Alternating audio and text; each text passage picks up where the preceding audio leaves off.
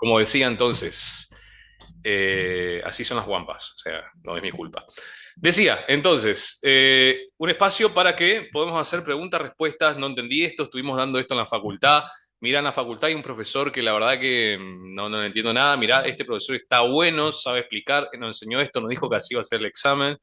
Yo tengo 15 años de experiencia en la facultad, menos una década como alumno, y toda mi época enseñando y viendo todo los exámenes. Obviamente los exámenes no son iguales año a año, pero conozco la onda de los exámenes. Y déjenme corregir algo. La otra vez subimos un flyer con toda la buena onda, pero déjenme decirle lo más calmado posible. No existe la frase derecho jurídico. No existe. ¿Por qué? Porque cuando vos decís derecho, lo estás diciendo jurídico. No existe. Dejen de publicar derecho jurídico en los grupos, por favor, porque quedan como estudiantes de peluquería. Para mí, lo que hacen en peluquería gana mucha plata, pero no son estudiantes de derecho. Bien, no es menospreciar la peluquería, sino que simplemente no estudian derecho. Entonces, pónganle a sus apuntes que se pasan por ahí, gracias a la compañera que graba y todo eso, le damos un aplauso, pero pónganle el nombre. Módulo de Derecho, clase tanto, pero derecho jurídico es como, les dije, como decir sistema sistemático. ¿Mm? Es como decir, el ejemplo que pusimos la otra vez, guampa cornuda, son sinónimos, derecho y jurídico son sinónimos. Eso es lo primero, ¿bien? No voy a decir el nombre, pero la otra vez hablando con un profesor barra profesora, nunca lo sabremos, de la facultad, se estaban riendo de eso. O sea, ¿ok? Bueno, silencio. Entonces, eso es lo primero a recalcar que me resulta curioso. Bueno, yo no me puedo gritar, che. El perro también se emociona y quiere gritar. Cuéntenme, por favor, qué es lo que terminaron, si terminaron hoy algo en la facultad, si terminaron un módulo, en qué están. Yo tengo entendido que hoy terminaron el módulo de Derecho. ¿Puede ser o no? Menos mal que estoy pasando por alto el único requisito para conectarse, ¿eh? Yo porque somos poquito todavía. Bueno, puede ser que hoy terminaron el módulo, ¿no? Derecho y organización jurídica. Claro, ese es el nombre correcto. ¿Sí? Derecho jurídico no existe. La frase derecho jurídico es redundante. ¿Sí? Es como decir este, mujer señorita. Sinónimos. ¿Bien? Entonces, derecho jurídico no existe. Y créanme que el profesor de la facultad se ríen de los... Pues no voy a decir, no voy a decir nombre, por supuesto, pero le estoy demostrando, che, no, esto no tiene sentido. Ese módulo terminó hoy, Derecho y Organización Jurídica. Perfecto. Bueno, les cuento una cosa que esto es una primicia que solamente ustedes saben. Nosotros comenzamos, íbamos a comenzar el lunes, pero que no puedo este horario, que tal. Bueno, nos vemos todo el sábado, que estamos más tranquilos. Y nos vemos con el primer grupo que se inscribió este sábado. Pero, hoy a la mañana en realidad comenzamos. ¿Por qué? Porque había una persona que estimamos mucho, que no solamente podía el turno mañana. Entonces, ¿qué pasó? Le digo, venite el jueves. Y vino el jueves, hoy a la mañana.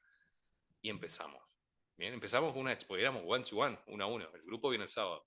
Entonces empezamos Derecho y Organización Jurídica. Y una de las primeras cosas que les dije, que es lo importante y que generalmente siempre está metido en una pregunta de examen, fíjense lo que tienen exámenes, si por ahí sus compañeros, los del centro de estudiantes, tienen modelo de exámenes del año pasado.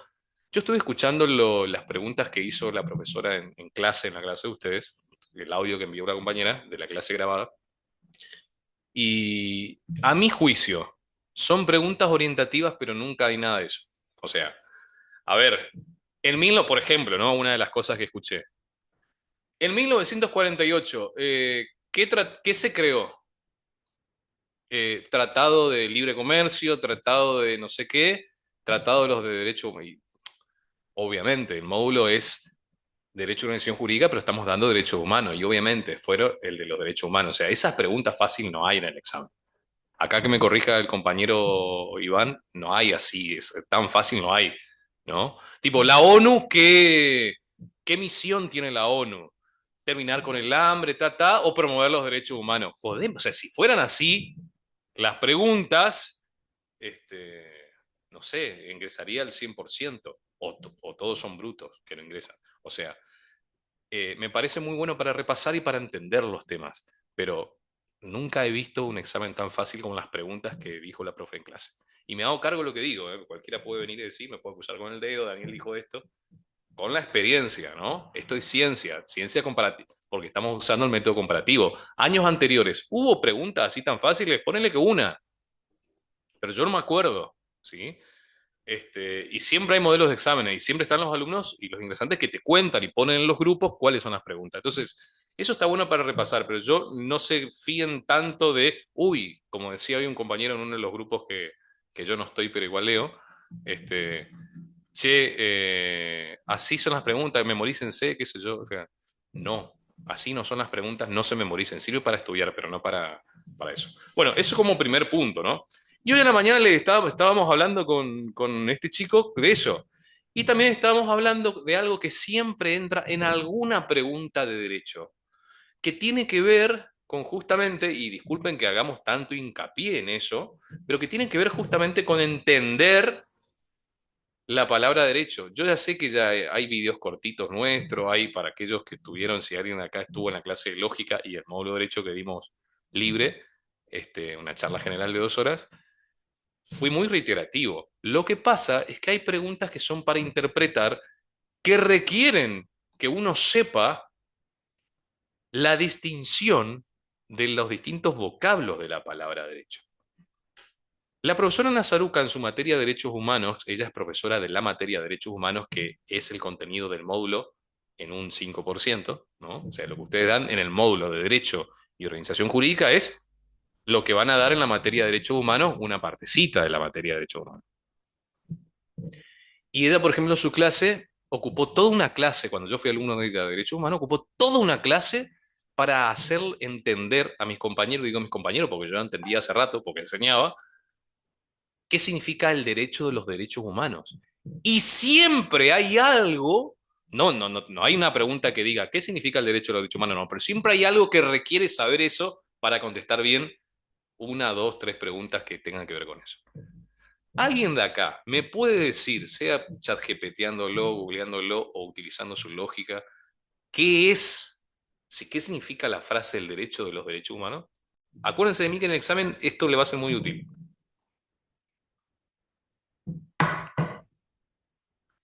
¿Sí o no?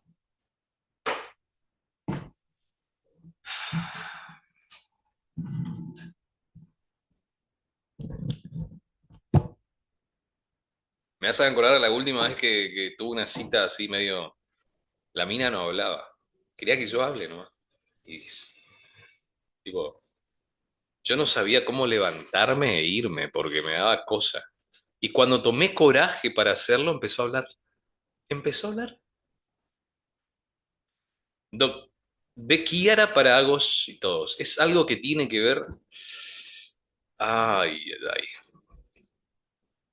Derecho de seguridad es algo que tiene que ver con la persona por el solo hecho de ser tal. No. El derecho a los derechos humanos. Yamil, ¿qué te perdiste? Y mirá, acá empezamos, hicimos unas empanadas y bueno, estamos terminando, pero sumate. No, no tiene que ver con eso. El derecho de los derechos humanos. O sea, la frase, sí. Acuérdense de mí en el examen, pongo la firma, que el saber esto que yo estoy preguntando le va a servir en una o más preguntas. Porque también comentábamos, la tercera cosa que comentábamos hoy con el estimado que comenzó a la mañana, es que hay preguntas cerradas y hay preguntas abiertas. ¿Saben qué son las preguntas abiertas o no? ¿Les dijo eso la profesora? Vuelvo a repetir para los que recién entraron. Yo me guío por experiencias de años anteriores. Bien, método científico, comparativo. No significa que a lo mejor este año cambia todo. Pero bueno, viste, si mueve la cola, tiene 4 patas y ladra, lo más probable es que sea un perro. Entonces, si hace 15 años que enseño y siempre hay preguntas cerradas y preguntas abiertas, y bueno, es probable que este año también, o sea, el año que viene también. Entonces, vamos por ahí. ¿Qué son las preguntas abiertas? Son preguntas que tienen que ver, son preguntas para razonar. O sea, uno dice, ¿qué? O sea, no estaba en el libro tal cual. Y después están las preguntas cerradas que son un copy-paste del libro, que le copian una partecita del libro, le pegan a la pregunta y le ponen opciones. Esas son preguntas cerradas, generalmente. Bien. Bueno, entonces lo que digo es, en este tipo de cosas, salvo las preguntas puntuales que me hagan ustedes, por ejemplo, que me hizo uno la otra vez, ¿qué significa taxativo, profe? Que los derechos humanos son, bueno, le expliqué lo que significaba taxativo. Eso es una pregunta puntual, ¿no? Ahora, la pregunta que yo le hago, si alguien sabe lo que es el derecho de los derechos humanos, les va a servir, seguramente, me juego, para resolver una o más preguntas en un examen, si es que es como todos los años. Entonces acá me dice Kiara que son normas, ¿sí? Bueno, el derecho de los derechos humanos, el derecho es el conjunto de normas. De los derechos humanos, los derechos, ahí estoy empleando la palabra derecho, disculpe que insista nuevamente, otra vez con dos significados distintos. El derecho, acepción objetiva a la palabra, significa las normas o conjunto de normas. De los derechos humanos, esa palabra derecho significa facultad de las personas. Entonces, en otras palabras, estoy diciendo, el derecho de los derechos humanos, que significa las normas o el conjunto de normas que protegen la facultad de las personas por el simple hecho de ser personas, de ser humanas. ¿Qué significa entonces la frase el derecho de los derechos humanos? El conjunto de normas que protegen a las facultades de las personas que las tienen por el solo hecho de ser personas. ¿Bien? El derecho de los derechos humanos. El derecho protege mi derecho. Bueno, acuérdense que eso le va a ser muy útil esa diferenciación. ¿Por qué? Me juego alguna pregunta de este estilo, por ejemplo, que hay que poner cuál es la opción correcta que esté una frase parecida. Acuérdense. Bien. Eh, ¿Alguien tiene alguna pregunta puntual? Che, de cualquier cosa de la facultad, ¿eh? Académicamente, por supuesto. O chisme académico, pero no, ¿dónde está el dispenser? ¿Qué sé yo dónde está el dispenser? Agarrá y abrí la canilla. ¿Qué sé yo? ¿Cómo son los exámenes? Me dijo, profe. Bueno, mirá, los exámenes generalmente son así. Eso es una pregunta puntual. ¿Alguien tiene una pregunta puntual?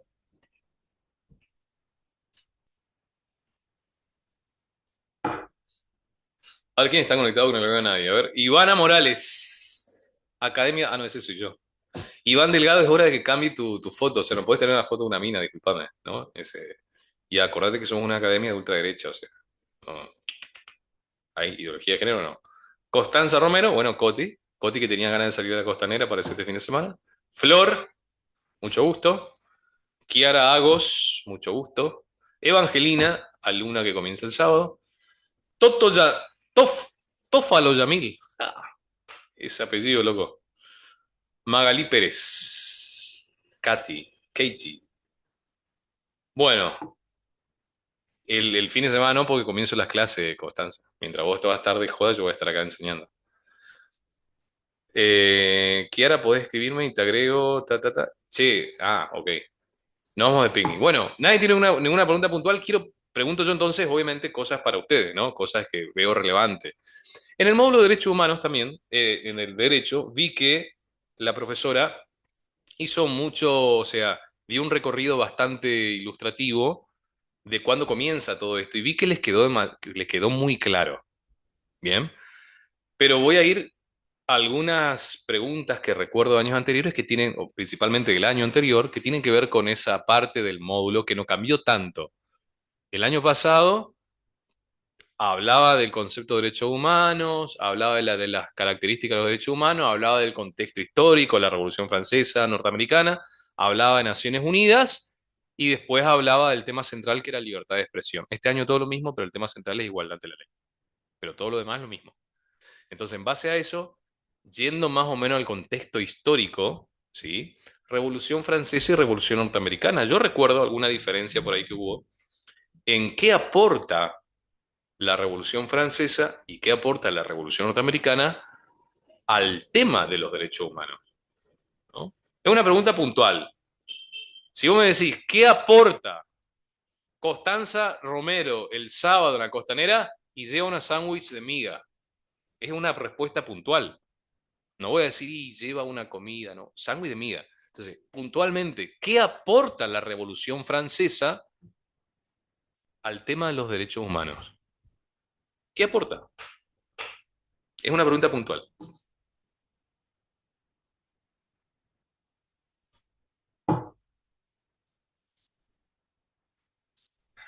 Ivana Morales, ¿podemos conocer tu voz o no?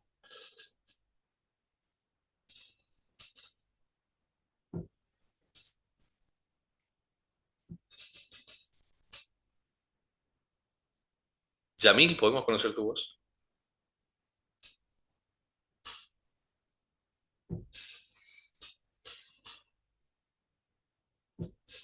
Katie, ¿podemos conocer tu voz? Ni hablar de que pongan la cámara, porque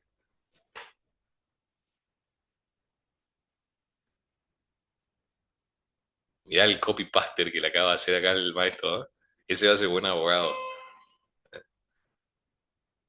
Ustedes saben que hay algunos abogados que conozco que el juez le mandó, echó a perder, digamos, el proceso porque citó jurisprudencia que era falsa, había sacado ChatGPT. Hay que usar ChatGPT, ¿eh? Antes yo tenía modelos, de ahora los modelos ya se me hace ChatGPT. Ya lo tengo entrenado, le cambio los datos nomás. Pero ojo porque hay cada cansada por ahí en el ejercicio de la profesión, no en los datos históricos como el que acaba de dar el compañero, que 100% verídico, real. Pero hay cada cosa, por ejemplo, te tira jurisprudencia, Telecom versus Clarín. Nunca existió esa jurisprudencia. O sea, y te lo tiró, ¿eh? Y el abogado copió y puso en su escrito y el juez dijo que esto. Bueno, el principal aporte de la independencia de los Estados Unidos y la Revolución Francesa fue marcar el inicio del proceso de positivización de los derechos humanos. Ajá, muy bien, ChatGPT. ¿Qué significa eso? ¿Puedo volver a repetir la pregunta? Sí, Ivana. Puntualmente, ¿cuál fue el aporte? Y Nazaruca siempre dice saquen del libro, ¿eh? Así que yo no pretendo que no saquen del libro, sino explicarlo del libro. Puntualmente la pregunta es, ¿qué nos deja la Revolución Francesa y la Revolución Norteamericana en la causa, en el tema de los derechos humanos?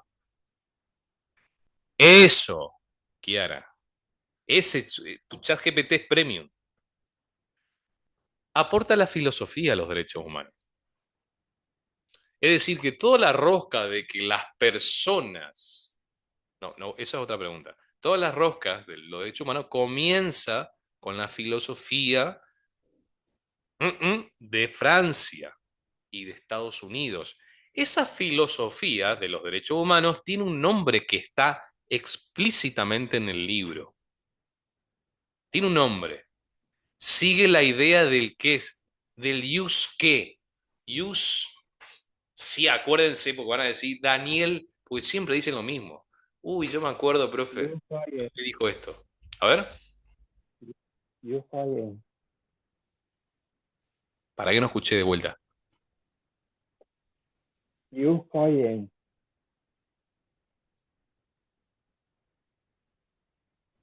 Eh,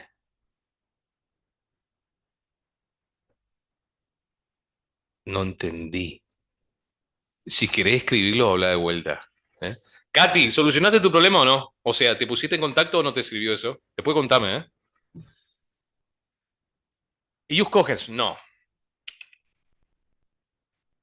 Parecido, pero no. Claro, imagínate los vagos cuando teníamos que hablar de eso, delante de Nazaruca, no, pasaban los grupos a exponer y tenían que decir la frase y nos reíamos todo el curso. Y la profesora también se reía. ¿Cómo va a pronunciar de esa forma? Le decíamos. No, él no es. Profe, Sí, Ivana. puede ser que el aporte de la Revolución Francesa a los derechos humanos fue, digamos, marcar un antes y un después en lo que fue la historia de la libertad y de la igualdad. Bien, mira, Todo lo que fue la parte de la libertad de expresión, del pensamiento, de religión. bien, estamos de acuerdo en que hay un quiebre en 1789 que fue la Revolución Francesa. De hecho, tanto es el quiebre que termina la Edad Moderna y comienza la Edad Contemporánea en la edad que estamos todavía.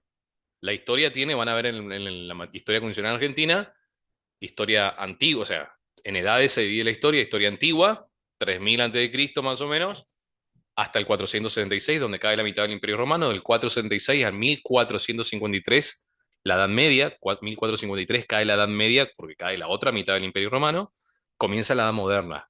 Y en la Edad Moderna se va gestando un fantasma. Ya venía en realidad en fines de la Edad Media un fantasma que se llama el humanismo, un fantasma. Hay una serie que le recomiendo todos los años, desde 2018 creo que la vi, no, más nueva, que se llama Versalles. Estaba en Netflix, ¿no? En los últimos capítulos, en la última temporada de Versalles, Versalles es un palacio, o sea, Versalles, la ciudad de Versalles, el palacio de Versalles, ¿sí? Luis XIV, el Rey Sol, tenía un enemigo que no sabíamos quién era, eran tipos vestidos con túnicas, eran los que le estaban por serruchar el piso a la monarquía absoluta. Y ellos estaban contagiados de una idea que se había esparcido en comienzo de la Edad Moderna, en el Renacimiento, aunque también fines de la Edad Media, podemos decir, que es el humanismo. ¿Qué es el humanismo? El humanismo es el hombre en el centro. Lo más importante es el hombre, o sea, la persona. En la película El abogado del diablo de 1994, que compartí imágenes de escenas en nuestro grupo la otra vez, le dice al Pacino, a su hijo que era el abogado, le dice, yo soy el primer humanista, le dice el diablo el primer humanista, ¿no? El humanismo entonces es el que cree en el hombre y sigue las leyes del hombre y es el humanismo. Y el humanismo reventó esa idea de que el hombre es importante con la Revolución Francesa. Bien, el humanismo es ontológica y filosóficamente, en otras palabras, es la revelación del hombre contra Dios. Dios representaba la monarquía absoluta, el rey representaba la voluntad de Dios y el humanismo representaba la rebeldía del hombre contra el status quo. ¿Y cómo termina eso? En una revolución. Queremos libertad, queremos igualdad. Revolución Francesa. Le cortan la cabeza a Luis XVI, que era rey de Francia, y marcan un antes y un después en la historia. Pero todo eso está basado en una idea. Ius naturalismo.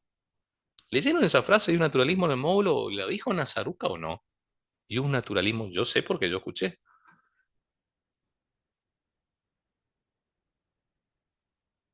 ¿Le suena ahí un naturalismo? ¿Derecho natural? ¿Cómo me enteré de la salida? Y Daniel está en todos los grupos. Fíjense en todos los grupos en los que están y yo estoy ahí. No hablo nomás. No es si no está su número. Ah, yo tengo mi número personal y tengo mi número de la academia. Yo me entero de todo lo que ustedes van.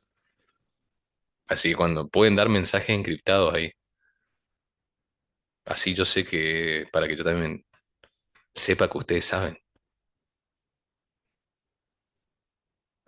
Bueno, el ius naturalismo. Acuérdense, van a decir, Daniel habló de esto. En alguna pregunta va a estar la palabra ius naturalismo o derecho natural. En alguna va a estar. Alguna pregunta relacionada a eso va a haber. El ius naturalismo es la filosofía de los derechos que cree en la existencia de derechos naturales del hombre. Cuando digo hombre, estoy hablando de hombre y mujer, ¿no? O del hombre, la persona humana. Y que cree en la existencia de un derecho natural. Pero ¿cómo esto? Si acabaste de decir lo mismo, no. La primera vez dije que cree en la existencia de derechos naturales, o sea, facultades que tienen las personas conforme a su naturaleza humana, que están protegidas esas facultades por el derecho natural, es decir, por una norma suprema a las normas hechas por el hombre. Normas que, según la época, se creía venían de Dios o de la naturaleza misma. En la época de la Edad Media, más cristiana, las normas esas vienen de Dios.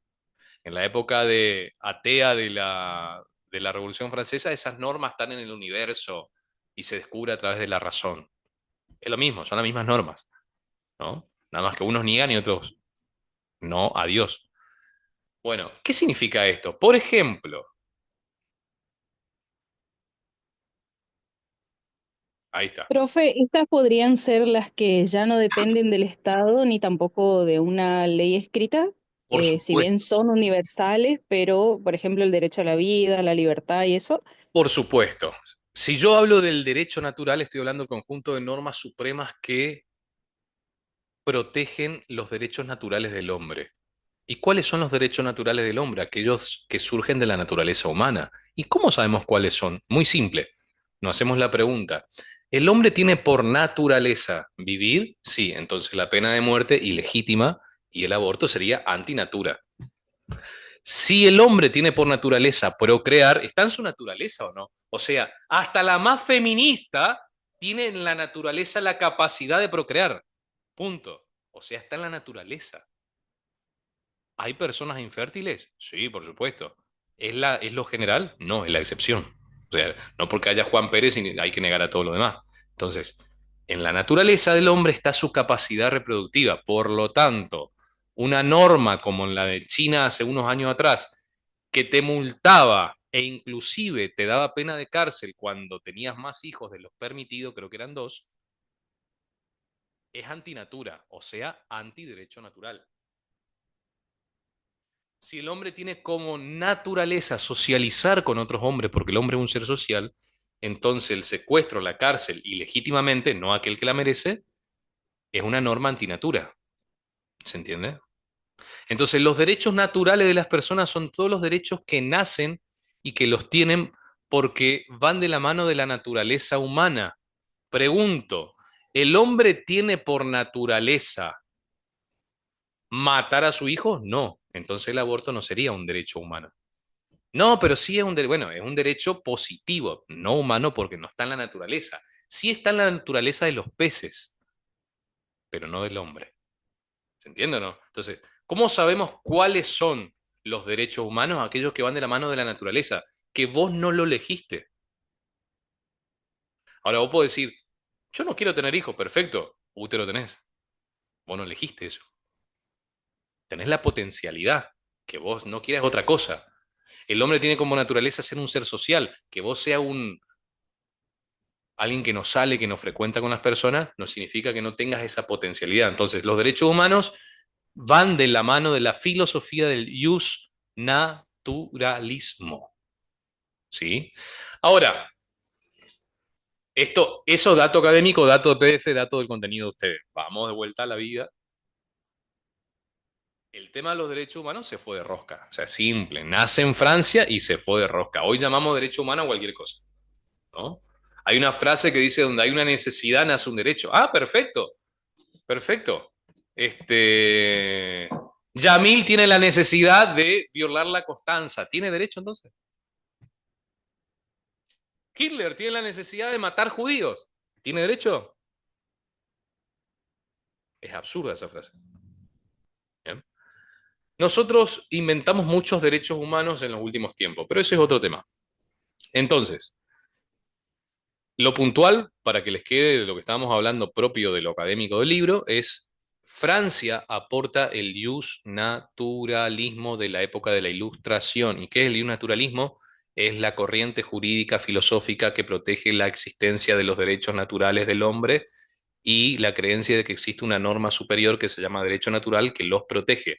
Por lo tanto, cuando el monarca o el gobernante, llámese monarca, presidente, congreso, lo que sea, sanciona una ley, una norma que restrinja, lesione esos derechos naturales, el naturalismo dice que podés desobedecer a esa norma. En cambio, frente al naturalismo, existe otra corriente. ¿Cómo se llama la corriente antagónica al naturalismo? Liz, quédate porque estas amigas están entrando y saliendo ahí. ¿Qué pasa? Esto no es un chacachaca. ¿Cuál es la otra corriente opuesta al naturalismo? Hoy dijeron la palabra ahí en el chat.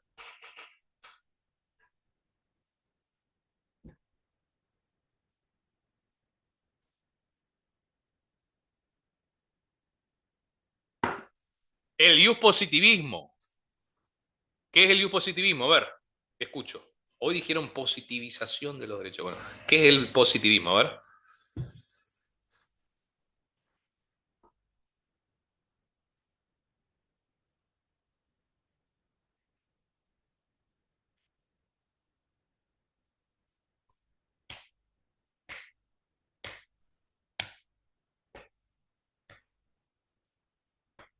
Flor no habló todavía, ¿eh?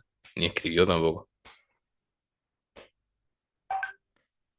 Zoe, derecho de piso. ¿Qué es el positivismo? Dale. Zoe Molina.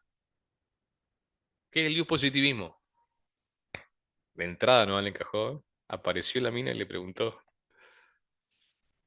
Bueno, alguien que me ponga, ¿qué es el positivismo? Yo ya dije mucho. Yo ya dije mucho. Ya. Demasiado que te hablé.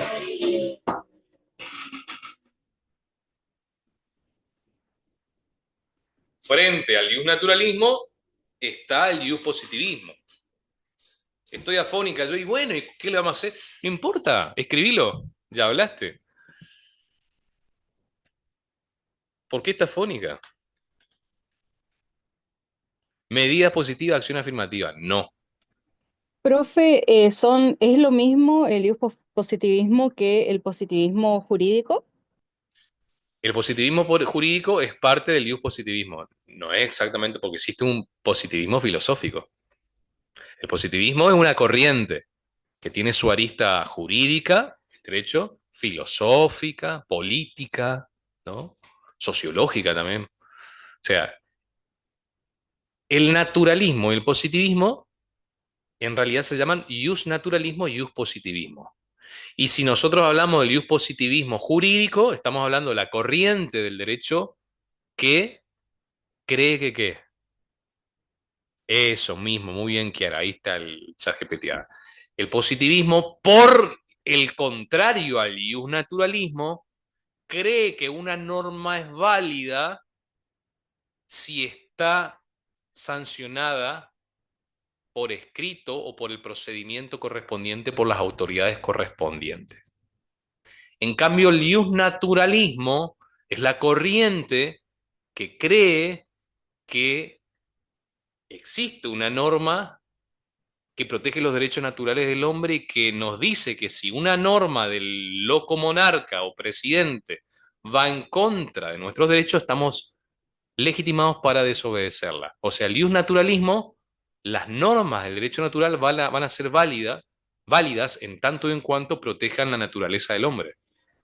En cambio, el ius positivismo cree que debemos obedecer las normas hechas por el gobernante sin chistar. ¿Quién hizo las normas? El presidente, el Congreso, hay que obedecer. ¿Quién hizo la norma? El rey, sin chistar, porque es el rey. Entonces, acá surge el conflicto. Ahí un compañero o compañera dijo más temprano en el chat que la Revolución Francesa fue importante porque fue los primeros vestigios de la positivización de los derechos. Sí, también.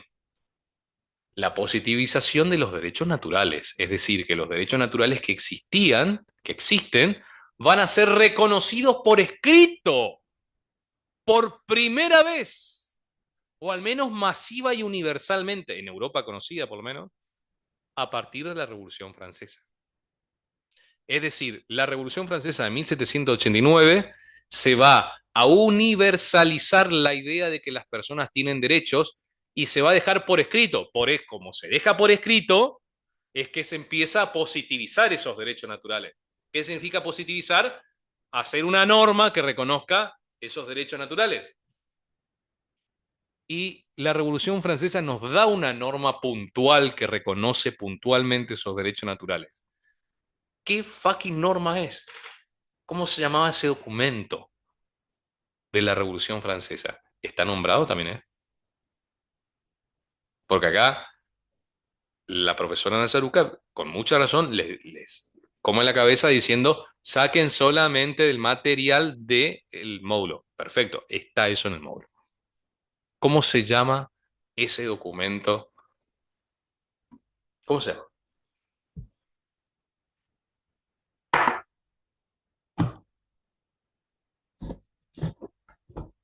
En la Revolución Francesa escribieron algo. Esa libertad, igualdad, la pusieron en papel. ¿Cómo se llama ese papel? Opción A, papel higiénico. Opción B, ¿cómo se llama?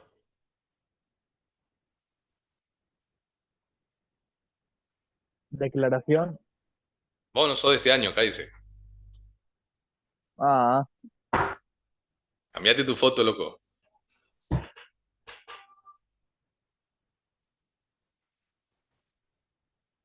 No, fue un chiste, Iván, no te enojes.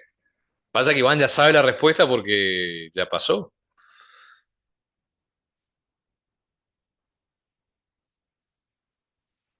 Zoe Molina, es un buen momento para que te conozcamos la voz o tu letra virtual ahí en el chat. ¿Cómo se llama ese documento de la Revolución Francesa que consagra o positiviza los derechos humanos de la Revolución Francesa?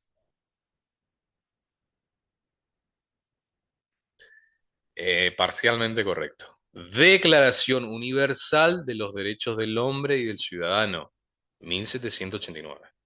Declaración Universal. Una de las opciones de alguna pregunta me juego que va a estar esa. ¿Qué se sancionó en 1948? A.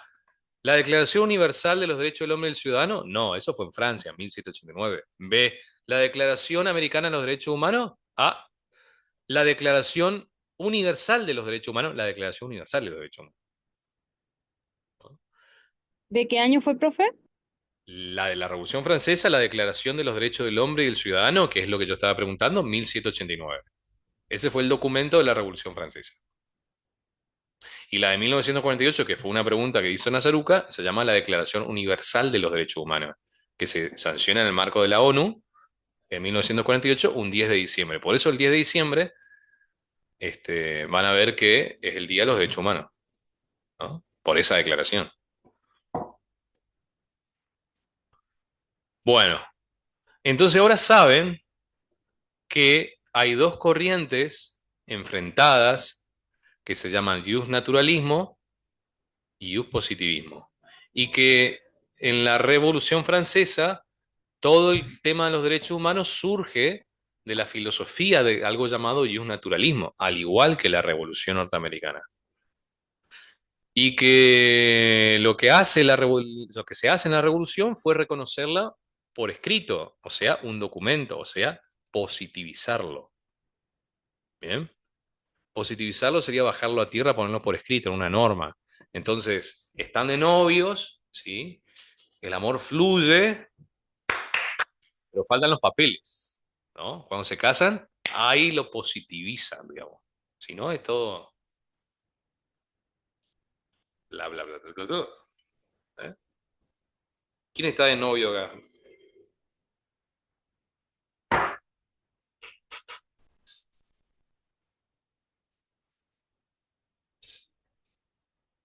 ¿Para qué papeles? Y para reclamar alimentos cuando cuando no le mantenga a tu hijo, por ejemplo, ¿no? Yo vivo de eso estos últimos 2 meses. ¿Tac? Adentro. Eso es uno.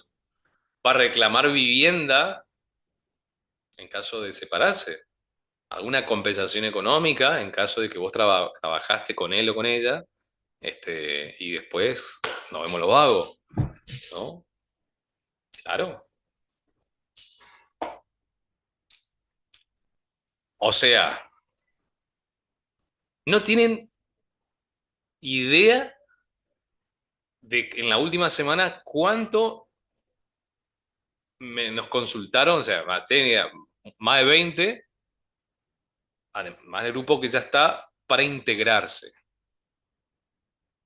Perfecto.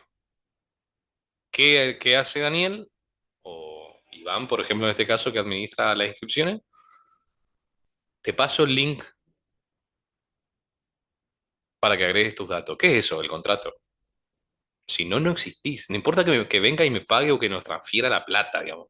Si no están tus datos y no apretás acepto los términos y condiciones, y está el link de nuestro sitio web con la sección términos y condiciones, no sos alumno.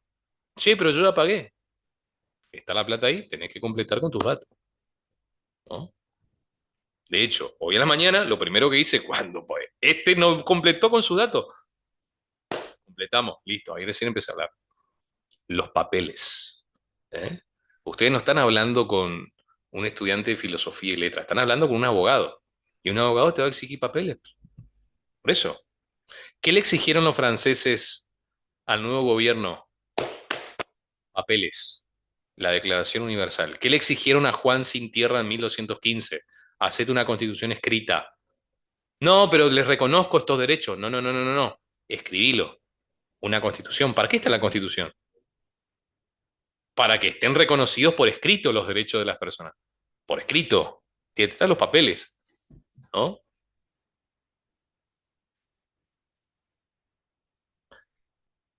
Es todo muy formal, pero eso de aprovechar. Mirá, si vos decís que es todo muy formal es porque la pícara sos vos, ¿eh? Andá queriendo picar por otro lado. Bueno, está bien, Daniel también tuvo su tiempo de colibrí, creo que sí, sí. Está bien. Pero los papeles son importantes. Bueno, ya saben eso entonces, y un naturalismo y un positivismo. Ahora, sabemos entonces que la Revolución Francesa positivizan los derechos humanos por primera vez y que se universalizan, es decir, se expanden por todo el mundo conocido la idea de que los hombres tenemos derechos por el simple hecho de ser personas, filosofía francesa, también norteamericana, porque ahí también se movieron, la Revolución Norteamericana también sucedió debido a eso, a esa idea de los derechos naturales del hombre. Eh, Mariano Moreno, que ideólogo de nuestra revolución, estaba impregnado de esas ideas. ¡Tac! Revolución de Mayo. Revolución Francesa, 1789. Revolución de Mayo, 1810. ¿Nunca conectaron eso? ¿Eh? ¿Tá? Le copiamos las ideas. No inventamos nada, ¿no? Bueno, eso van a dar en Historia Constitucional Argentina. Espero que preparen libre la materia, porque el que ya estudió bien ya puede sacar libre. Yo tengo alumnos, todos los años hay alguien que saca la materia libre antes que comience a cursar, porque ya aprendió historia. Bien, eh, Naciones Unidas, ¿qué pincha y corta en todo esto? Van a haber preguntas de Naciones Unidas, acuérdense de la Declaración Universal de los Derechos Humanos, van a haber preguntas de Naciones Unidas. En la Revolución Francesa, 1789, se universaliza la idea de los derechos humanos, pero no había nadie todavía que proteja esos derechos a nivel universal. Por eso el libro dice que hay un antes y un después de qué. No dice antes y un después explícitamente o de esta forma de la Revolución Francesa. Yo le dije que hay un antes y un después de la Revolución Francesa. Edad moderna, edad contemporánea. Antes y un después de Naciones Unidas, dice. ¿Qué pasó antes de Naciones Unidas? ¿Y qué pasó después de Naciones Unidas? ¿Qué es lo que viene a aportar las Naciones Unidas al tema, al quilombo este de los derechos humanos? ¿Qué aporta Naciones Unidas? Ese antro devaluado nido de progres, zurdos, comunistas, totalitarios, elitistas, que hacen las normas de los derechos humanos por nosotros y nos las encajan así sin pedirlas. Eso es Naciones Unidas hoy. El presidente, me guste o no, les pintó la cara a Naciones Unidas el año pasado y este año. Le dijo, Naciones Unidas se transformó en algo que juró destruir, digamos, en un gobierno mundial totalitario que impone cosas a los países. ¿A ustedes les preguntaron si están de acuerdo con todas las pelotudeces que nos enseñan? No. Bueno, lo hicieron 84 personas, burócratas, empleados de Naciones Unidas, que no sabemos quiénes son, que no le ves la cara, que no los elegiste para gobernar, hicieron en nombre de la humanidad, fíjense la democracia, ¿no? En nombre de la humanidad, 17 objetivos que tu país, tu provincia, tu ciudad y tu universidad tienen que cumplir. Los 17 Objetivos de Desarrollo Sostenible de la Agenda 2030. ¿Quién te pidió? O sea, a mí me consultaron si estoy de acuerdo en no comer asado los domingos porque contamino el medio ambiente. No, no me preguntaron eso. Y sin embargo es un objetivo que los gobiernos nacionales y provinciales tienen que cumplir, reducir la contaminación de las vacas. Bueno, eso es un gobierno mundial. Pero Naciones Unidas no siempre fue lo que es ahora, un antro de esto. Nació con una misión especial Naciones Unidas. En 1945, la Carta de Naciones Unidas. ¿Qué dice la Carta de Naciones Unidas? Esto lo preguntó también a Saruca. Este era el múltiple choice que le hizo. Tenía como fin ¿qué? Tiene dos fines importantes de Naciones Unidas. ¿Cuáles son?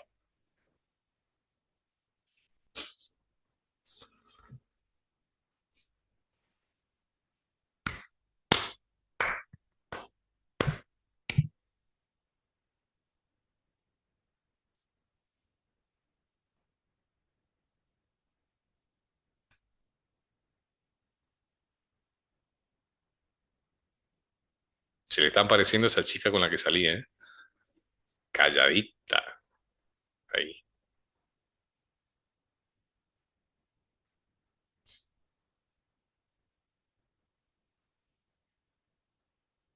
Evitar guerra y promover la paz sería lo mismo. Eso es uno, muy bien. Ese es como derecho jurídico, ¿viste? Evitar guerra y promover la paz. Está bien, ese es uno. No son dos, ¿eh? No cuenta como dos. Evitar la guerra y promover la paz es lo mismo. Eso es uno. Perfecto. Evitar que haya otras guerras. ¿Por qué? Bueno, Naciones Unidas se crea. A ver, vamos a ser sinceros. Yo no quiero mentirles. Y la profe Nazaruca también lo sabe. Nada más que no lo dice. Díganle, Daniel Esquivel, un exalumno, le dijo esto, ella sabe. Y yo en clase también decía, y era totalmente directo. Y ella, yo sé que ella sabe. Naciones Unidas se crea después de dos guerras mundiales, ¿sabían ustedes o no? La Primera Guerra Mundial, 1914 a 1918, tuvo como resultado la creación de la primera ONU. ¿Nadie sabe esto? Se llamaba Sociedad de las Naciones. No se llamaba Naciones Unidas, pero un nombre parecido. Y los países se, se sumaron y en la primera reunión dijeron, no, yo me voy de acá. ¿Por qué? Porque vieron que estaban afectados su soberanía. O sea, no funcionó. Tuvo que haber otra guerra mundial para que los países acepten formar Naciones Unidas. Ergo, ergo, la lógica me dice que quizás las guerras fueron provocadas para crear Naciones Unidas. Bueno, creer o reventar. Pero justamente una de las finalidades es evitar la guerra, muy bien, promover la paz, ¿no? Y la otra es la promoción de los derechos humanos. Es decir, que ante Naciones Unidas existía la universalización, la positivización de los derechos humanos desde la Revolución Francesa, pero no existía un órgano mundial que los proteja. ¿Y cómo se hacía? Y bueno, los países hacían tratados entre sí, ¿no? Que tienen que ver con, por ejemplo, la Cruz Roja, de que si sos la Cruz Roja no te van a matar en la guerra, tratado de eliminar, de reconocer los derechos a la salud que tenían las mujeres y los niños para que no para que no trabajen en fábricas de fósforo, y todo eso. O sea, eran convenciones, tratados entre distintos países, pero no había un órgano mundial, un organismo mundial. Entonces, en 1945, con la excusa de que no haya otra guerra, que esto es algo paradójico, porque de que existe Naciones Unidas hay más guerra que antes. O sea, por eso decimos que es un antro que no sirve para nada. A propósito. Entonces, de que existe Naciones Unidas, empieza a promoverse el respeto de los derechos humanos, con un órgano que controla, que tiene sus organismos que controlan. Existe algo que se llama la Comisión de los Derechos Humanos, ¿sí? A nivel ONU y a nivel otro organismo que se va a formar en 1948 a nivel América. Porque esta parte, no la voy a desarrollar porque la desarrollamos acá, pero sí mencionar, debe ser entendida como ¿quién protege los derechos humanos? Ah, tenés dos sistemas, sistema mundial y sistema interamericano. Sistema mundial, Naciones Unidas. Sistema interamericano, ¿cómo se llama? ¿Qué organismo protege a los derechos humanos en los países de América? No, Iván, vos no.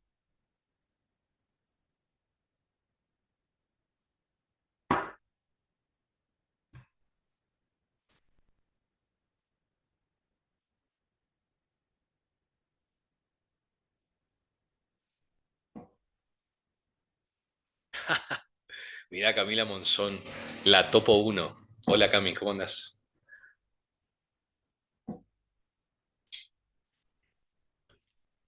Che, yo lo escuché a Nazaruca hablar de esto. ¿Eh? No, Kiara, la ONU a nivel mundial, Organización de las Naciones Unidas. La pregunta dice, fíjense el hilo este. Sabemos que tenemos derechos que por el simple hecho de ser personas, desde Francia están reconocidos por escrito en la Declaración Universal, en distintos tratados, pero no había un ente mundial que los proteja. En 1945 se crea un ente mundial. La Carta de Naciones Unidas dice cuál es la misión, promover los derechos humanos y asegurar la paz y seguridad internacionales. O sea que cuando te violan tus derechos humanos, vos tenés dos sistemas que te protegen. El sistema mundial, Naciones Unidas. Y el sistema americano, ¿quién es? La OEA, Organización de Estados Americanos, que tiene un órgano que se llama Comisión Interamericana de Derechos Humanos, CIDH, muy bien. Es un órgano del organismo llamado Organización de Estados Americanos. Bien.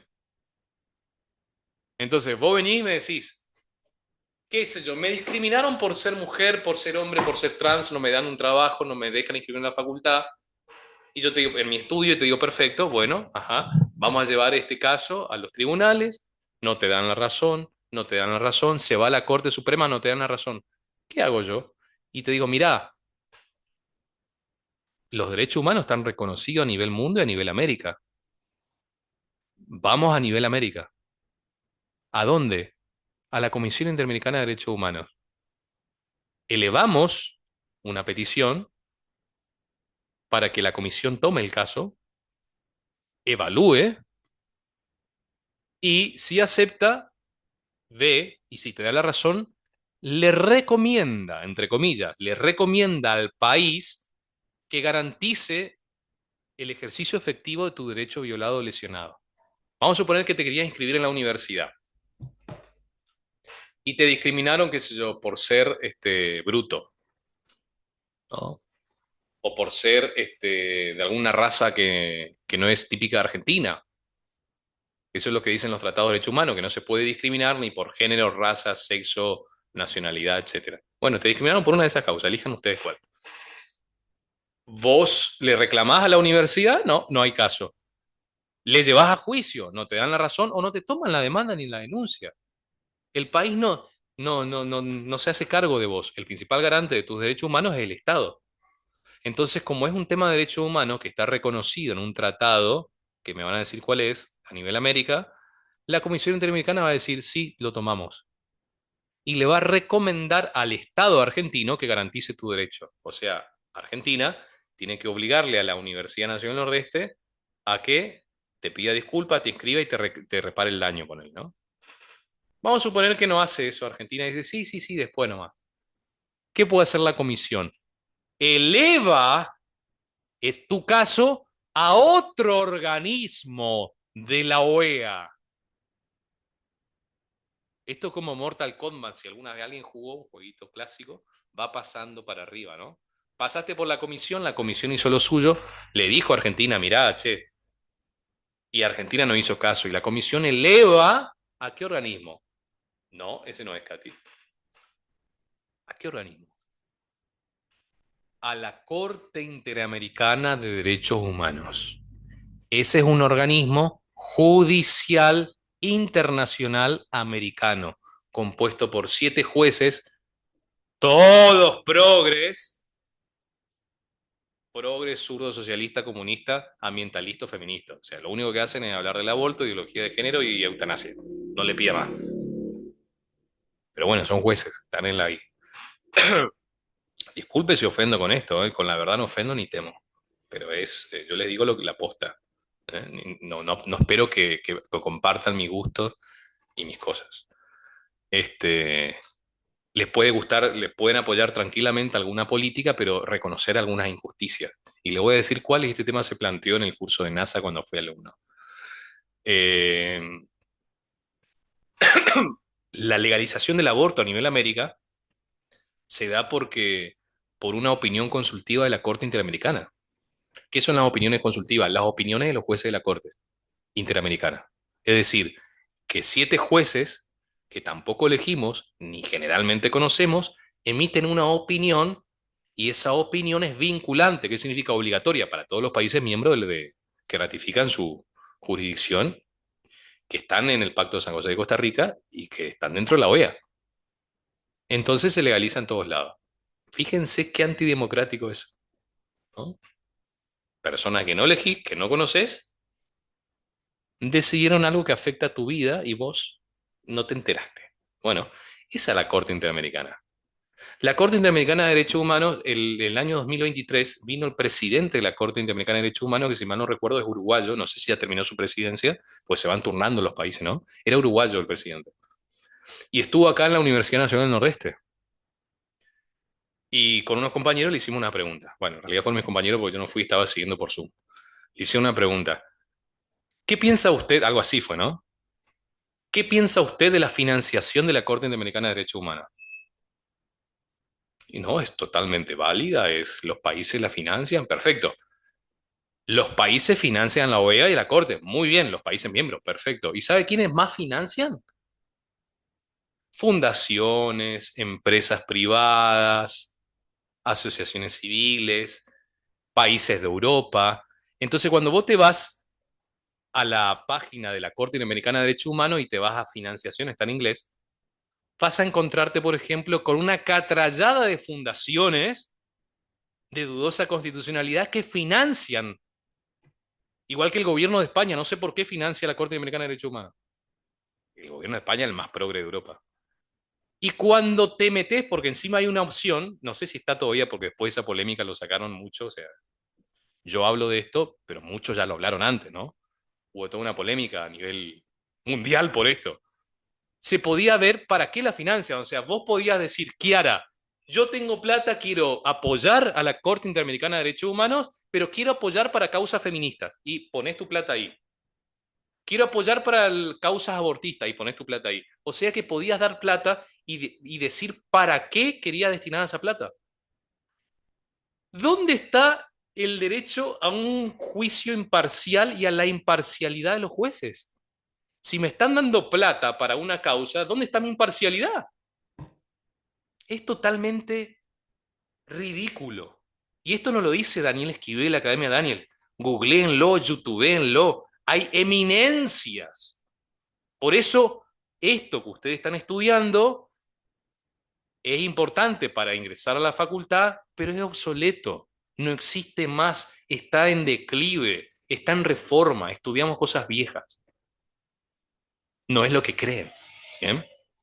Una vez más, la universidad desactualizada.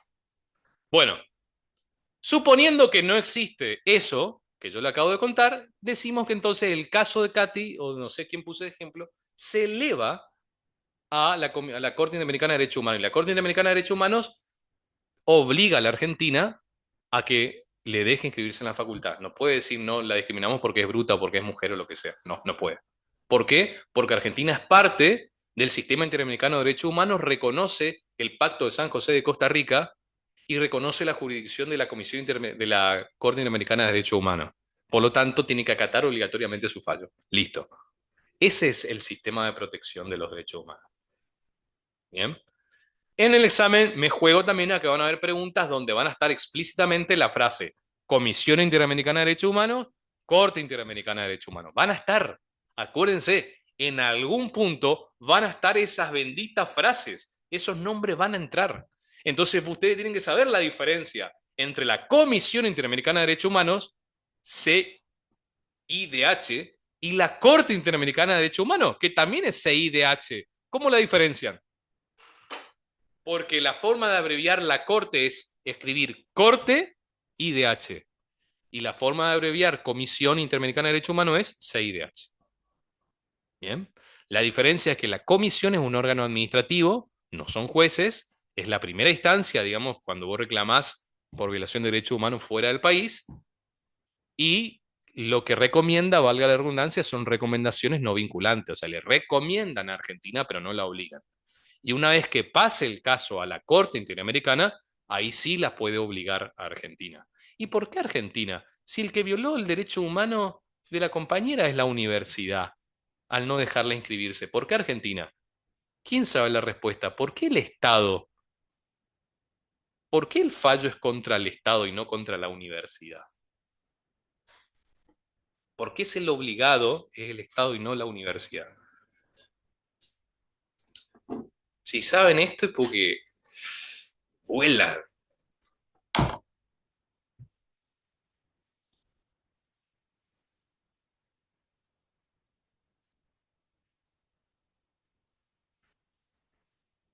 Camila y Zoe todavía no hablaron. Así nomás le digo, o sea.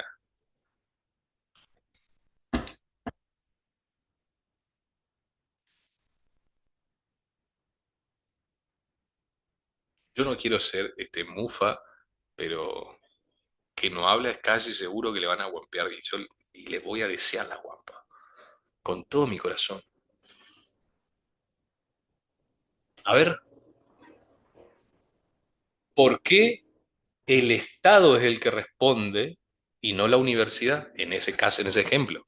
Si la que no le dejó inscribirse, es decir, la institución que violó el derecho a la no discriminación, fue la universidad, no fue el Estado. Eso mismo, Kiara, muy bien. Valen esos $20 de ChatGPT Premium o Plus. El Estado es el garante de la efectivización y el ejercicio de los derechos humanos. Cuando hay un caso es el caso Camila Monzón contra el Estado Nacional. No es contra la universidad. Pero si la universidad fue el Estado el garante, fracasó el Estado en no hacerte justicia, te fuiste al nivel americano, a reclamarle a la Comisión Americana. Por lo tanto, el Estado es el garante. ¿Bien? Bueno, capis. Escucho preguntas de lo que quieran. Ya di varios puntos, ¿no? Comenté más o menos que suele aparecer en el examen, no preguntas concretas, sino temas. Escucho preguntas que tengan y después nos despedimos. Pregunta en general de cualquier cosa.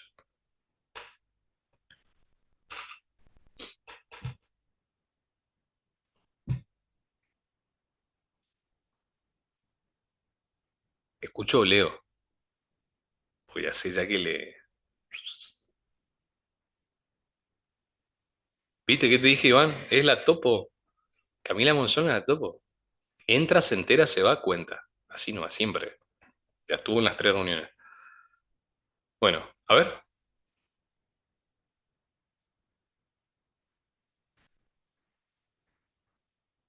Zoe, tenés como una oportunidad para salvarte de las guampas, digamos. O sea, tenés una oportunidad bárbara. ¿Qué es la discriminación por omisión y discriminación? ¿Para qué no leí? ¿Qué es la discriminación por omisión y la discriminación por acción? Claro, esto es muy fácil. Eh, Vamos a suponer que vos te vas a un restaurante, ¿sí? Explico el tema madre primero, después vamos a la distinción fundamental. Esto tiene que ver con lo que Katy estaba insistiendo, que es el tema de los derechos positivos. Para responder a esa pregunta, primero me tienen que decir, y ahora Katy, vos que insististe con ese tema, me tenés que decir cuáles son o qué son los derechos positivos. No la positivización de los derechos, sino las acciones positivas. ¿Qué son las acciones positivas? Me tienen que decir eso para responder a esa pregunta, ¿no? Esa frase acciones positivas está muy relacionada con esto. Vamos a suponer que ustedes se van a un restaurante, mientras piensan, pongo el ejemplo. Ustedes se van a un restaurante y no hay rampa y están en silla de ruedas. No pueden entrar porque están un nivel más arriba. Ahí hay una discriminación, ¿no? Bueno, vamos a suponer que ponen una rampa. Significa que ya no están discriminando más, están haciendo algo para que el que esté en silla de ruedas pueda entrar. Y el dueño del restaurante aprendió tanto de derechos humanos que el fin de semana siguiente no solamente hay una rampa, sino que ofrece descuentos del 10% a personas con discapacidad motriz. ¿Sí? Eso se llama acciones positivas. Las acciones positivas tratan de buscar la igualdad real de oportunidades, porque ante la ley aparentemente todos somos iguales, igualdad formal. Pero siempre hay situaciones en las que debemos hacer un poco más. No basta solo con no discriminar, basta con incluir, por ejemplo, ¿no? Los cupos femeninos en trabajos o los cupos trans son parte de las acciones positivas. Entonces no basta con la no discriminación, sino con incluir, haciendo algo para promoverlos. Eso son acciones positivas. Eso es un tema importantísimo que oí a la profesora hacer mucho hincapié cuando se dio ese tema. Bien. Ahora, sabiendo eso, lo general, respondiendo puntualmente qué sería una discriminación por acción o omisión, que tienen que ver con esas cosas, bueno, vos te fuiste a la universidad a inscribirte y no te dejaron porque sos bruta, ¿no? No te dejaron inscribirte. ¿Es una acción o una omisión? ¿Realizó un acto la universidad o no realizó un acto la universidad? Eso es lo que tenés que preguntarte, ¿sí? Cuando el Estado no adopta medidas para que las personas con discapacidad puedan acceder a restaurantes con desnivel en la vereda, hay un acto discriminatorio por omisión. El Estado no hace nada, el restaurante no hace nada. Cuando el Estado o el restaurante pone un cartel, el restaurante no se vende a personas con discapacidad motriz o no se atiende a personas pobres, ahí hay una discriminación por acción.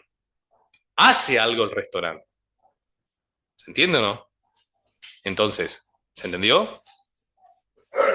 O pongo otro ejemplo. Escríbanme o díganme, ¿eh? Ok, omisión. Bien, ahí está. Bueno, ¿alguna otra pregunta?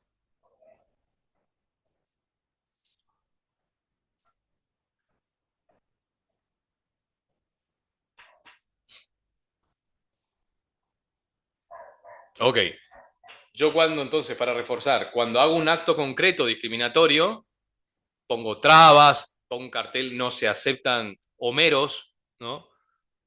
Estoy discriminando por acción. Cuando yo no hago algo, como por ejemplo, no pongo una rampa y es evidente que no vas a poder subir si está en silla de ruedas, discrimino por omisión. Bien. Este, básicamente, hombres y mujeres, cuando no te responden un mensaje, omisión. Y cuando te dicen, mirá, no quiero saber nada con vos, hijo de remil paje, por acción, ¿no? ¿Hago algo o no hago algo? Lo dejo en visto, es omisión. Bien. Hay lugar para otra pregunta más si quieren. Concreta, al filo, al hueso. Algo que no entendí, algo que, mirá que no voy a poder dormir esta noche si no lo sé. Vamos a quedar en los 3 últimos sorbos de este café helado que me dice el futuro. Yo leo el café. Y acá dice que van a probar todo menos uno, no sé cuál es. Ah, debe ser Iván porque ya probó. Ya es alumno del año pasado. ¿Una pregunta más? Una pregunta más. Una pregunta más. A las 1, una pregunta más. A las 2, una pregunta más. A las 3.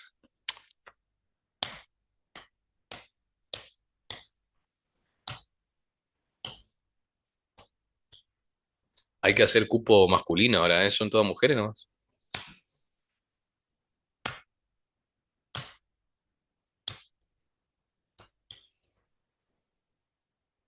Bueno, visto y considerando que no hay pregunta, entonces Daniel se va al gimnasio, los dejo a ustedes en sus vidas tranquilos. Evangelina, nos vemos el sábado a las 4:30 de la tarde. Los demás nos vemos el jueves que viene con algún otro espacio. Y sí, Iván, tenés foto de mujer, sos mujer, discúlpame. Eh, nos vemos el día jueves para aquellos que quieran. A partir de 5 personas en adelante pongo la cámara y hablo. ¿Bien? Sí, soy machirulo, soy machirulo. Soy machirulo, o sea, soy machirulo. Pero bueno, es lo que hay. ¿Mm? Nos vemos. Chau, chau.